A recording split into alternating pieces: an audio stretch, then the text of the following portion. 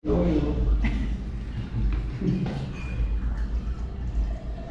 mapapansin nyo naman po, hindi kami ganun ka-formal here at Toy Eatery. So may kanya-kanya kaming style here. So we wanted kasi... Ano sabi? Ay, baka SM North. Basta ko na. Dahil si Jaja, gusto niya last time. Yeah, we will make lumpia. How to lumpia? Lumpia session. Depend. Pagandahan doon ng bahay. Ito pala sakto. That is. Just more people wanting to come. They're saying, oh, we're going to be in Houston for API. That's We're not doing it during API. Alam mo na, Jaja po. Ay, when is the summer break? July. Ay, August. So yung next snap natin is we're gonna having bahay kubo or a garden salad na meron kami. So we all know naman ang Filipino folk song na bahay kubo, it's full of vegetables inside. So all that 18 vegetables is nakahalo na siya dito sa ating wooden bowl. And different ways kung paano namin niluto yung veggies. Sauteed, pureed, dehydrated, and also grilled or inihaw. So dinesign lang namin siya na halaman. Yeah, kasi nga purong gulay din ang ating bahay. So yeah, if you want to take a picture first, it's up to you bago umuluhin kasi once I That's like the ingredient, I think, of our food. It's derived from like the bahay kubo. It's a folk song. You want me to sing it? Has a lot of Bahay kubo. Gusto ko pa It's all of the vegetables in bahay kubo song. They like pureed, sauteed, and mix it in all one. In that. Parang soy. Pataba kasi siya. So it's all vegetables. pataba. Very pataba. Nagpa-medical eh. Katapos Ay, naka-AP pa naman ako sa ano. Using the local rice wine, tinatawag natin tapoy galing Ilocos. So, on top, yeah, we add some moringa, mukha lang matcha. Pero moringa talaga siya. So, we add also some fried chili leaves para balanse yung mismong dish natin. So, I don't suggest to mix this. You can scoop it from sa ating Last part for... first Last part of the first part. Yeah. For over Of the first half of the second. So may intermission. So this one, they're refreshing kill out to start. They add some lime, ginger, and onion, and the cube on top, it's actually hikama or singkamas kung tawagin natin. So upper middle, we have a cracker. The cracker is actually made with talong or eggplant. So on top, dish natin. So 3-cut pork barbecue. It's an organic black pig that we source out from the Batangas Sierra Farms.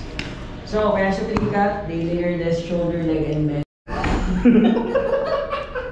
Nakita mo yung bowl? Ayun yung match. Kita mo yung bowl? Ano itsura yan? So the next one naman natin, we're gonna serve you another soup. So yung soup natin, it's very different from the pork course. So the pork course, we're gonna have vegan. So yung vegan dish natin is actually soybean curd, the white one underneath. And after that, they add also some grilled oyster mushroom to give some smoky flavor in this. So she practiced already. After the fly. Oh my God. You know how? One more? So, other than crab meat, yung crab meat mismo may halo na siyang konting egg whites. That's why we formed it na para siyang cake. Tapos on top of your crab, they add also some of the local rice wine, kapuy. Sa gitna, you have second sauce. It contains or halo niya is gata. May konting palapa at saka alige or crab pat. So last, to balance the texture, meron tayong mga pampalutong or crispies on the side. So, sibuyas Tagalog, green chilies, tsaka dulong o yung maliit na isda. When you eat this, try nyo muna yung crab meat. Tapos second for this. So our cleanser, it's quite bitter, but it can really help to reset your palate. So we're gonna do a drink. One shot. One shot. Bottoms up. Shot puno. Mawala ng Steak and seafood. toast. Pampawala ng seafood na kailangan. Akin na lang tong konti. Kasi baka di ko siya ano. Shot.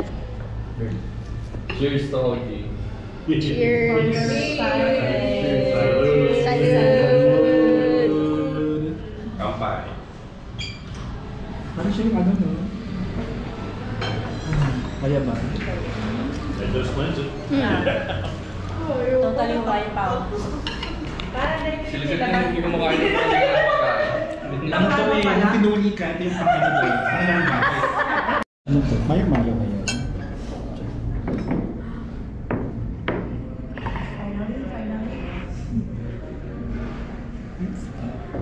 Tuna. Rice. Sinigang to, sinigang. Sinigang to kasi ano, it's palayok eh. Yeah, it's sinigang. I can smell it. Pork sinigang. Yeah. It's seafood. Seafood sinigang. Ito, maya-maya.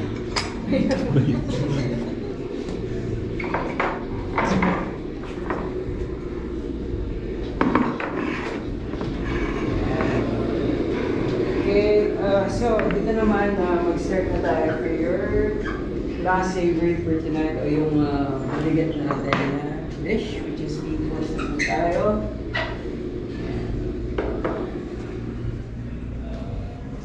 Bago yun, syempre, start tayo with this. Kailangan natin ng kanin. This is your silog, isa palayok.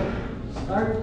So yung silog namin is actually sinangag at itlog mixture or fried rice and egg mixture. But instead of using chicken egg, they use fish roll to mix in this. So at the bottom is the rice and at the middle we have water sweet natural compound. On top of your rice, they put some slowly grilled fish, mahi-mahi or dorado.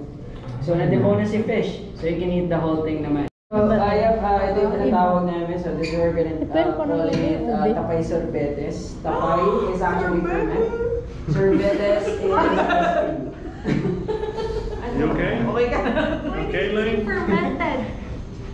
Alright, so yung sorbetes is at the bottom of your dessert. Then it's made with purple sticky rice with a mixture of rice wine. So the ice cream, it has a mixture of seaweed on top. Bagong ice cream. Flour. Pomelo. Wala ko dragon fruit. Ito, shrimp. Oo nga, no? Oo Ang dragon fruit. Scared, I'm scared.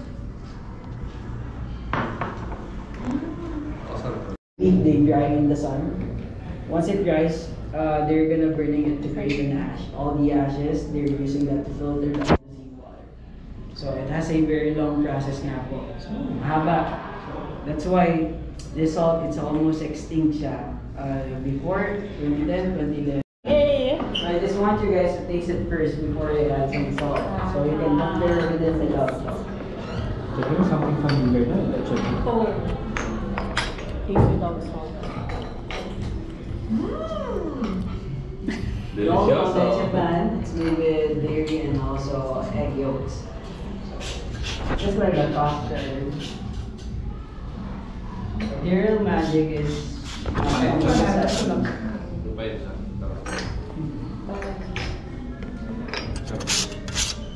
What do you like? With no salt or with salt? No, salt. With salt. Ito dati. May pagabo. So I just want you guys to crush it first, the sugar cane. Oh, Crush it. May pa-workshop pala din. May pa-workshop. May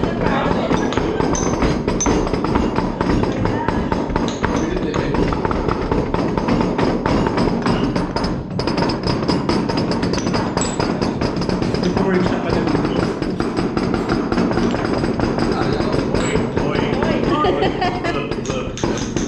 Look.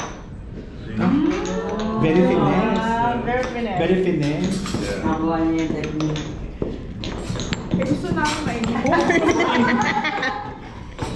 That's the American way. This is the Filipino way.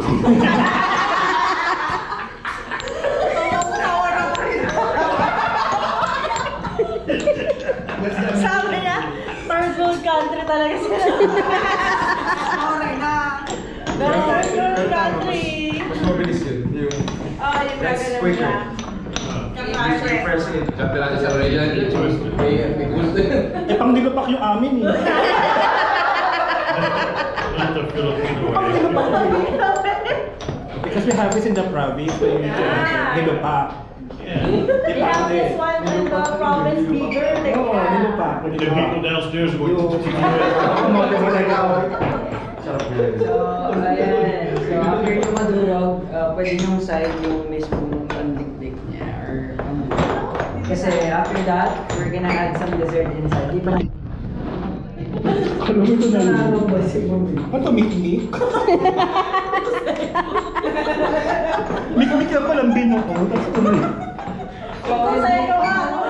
Actually, yung binurog nyo, it's a sugarcane candy. Famous siya din sa Bandang Norte, sa Ilocos. So, ito yung itsura niya. Tawag sa kanya is balikotsa. Balikot siya. Ayan. This is their natural sweetener din sa Oo, Ilocos. kalot siya. Usual nila, hinahanap nila sa tsaa, kape, o kaya tsokolate. Yun nila usual hinahalo. Parang nilulubog lang nila yung balikotsa. Siya, malikot siya. Malikot siya. So naganda ako ng konti kasi masyadong matamis kung isang puso yung ibibigay ko sa inyo. Tapos after yung madurog, lalagyan na. Kala ko lagi siya, ano, good chef. Because during war with the Japanese people, so ito yung isa sa mga tumulong sa kanila, which is si Ginang Painubin. So nagutom, tumalon, so all the natives involved, parang kumanap sila yung mga picture ito na. Here. But why does it say happy maternity? It discounts. Happy maternity. Yeah, there's a discount. Yun yung doon, Waki Ogi.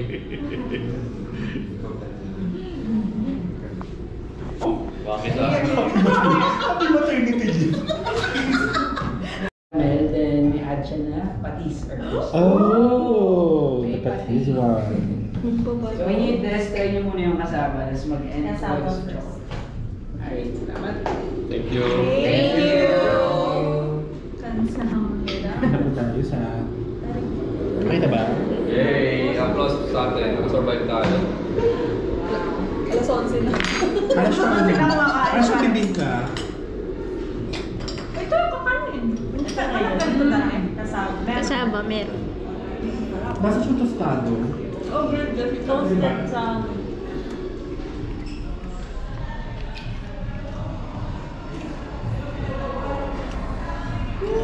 May pasyaro. Meron pa siya,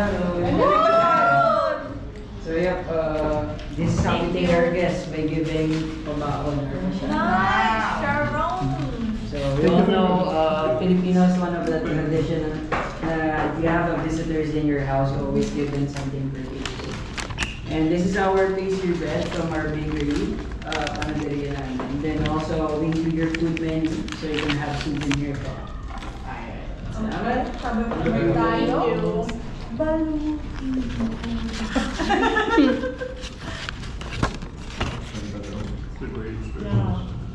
And the menu is in for all of the food that we eat.